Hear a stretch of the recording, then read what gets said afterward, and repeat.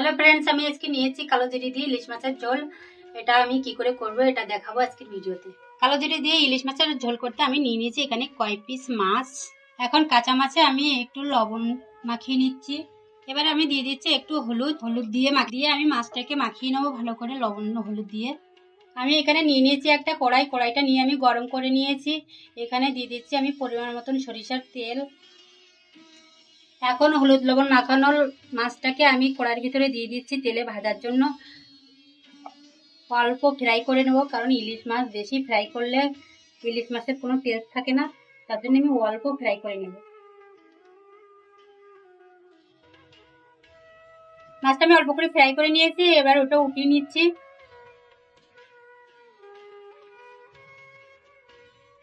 এর ভিতরে আমি সামান্য একটু তেল অ্যাড করছি। এইখানে আমি কালো জিরে ফোড়নে দিচ্ছি। কালো জিরিটা একটু ফুটে যাওয়ার পরে আমি দিয়ে দিচ্ছি কাঁচা লঙ্কা ফোড়নে। লঙ্কাটা কিন্তু আমি হালকা ফ্রাই করে নিয়েছি। এখন আমার কালো জিরি কাঁচা লঙ্কার ইলিশ মাছের ঝোলের যে টেস্টটা আসবে যেটা দেওয়াতে সেইটা আমি এখন অ্যাড করছি। এটা হচ্ছে শুকনো লঙ্কার গুঁড়ো, এটা কিন্তু কাশ্মীরি লঙ্কার গুঁড়ো। এটাতে বেশি ঝাল হবে না, লঙ্কার পরিমাণটা কিন্তু আপনারা যেরকম পরিমাণ খাবেন সেই রকম পরিমাণ বুঝে দেবেন। এই শুকনো লঙ্কার গুঁড়োটা দেওয়ার পরে আমি কিন্তু বেশিক্ষণ ফ্রাই করবো না, কারণ লঙ্কার গুঁড়োটা পুড়ে ওঠে।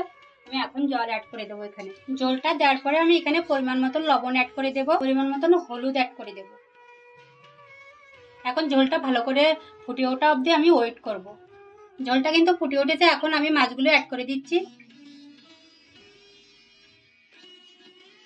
আমি এটাকে ঢাকা দিয়ে 2-3 মিনিট জাল দিয়ে নেব।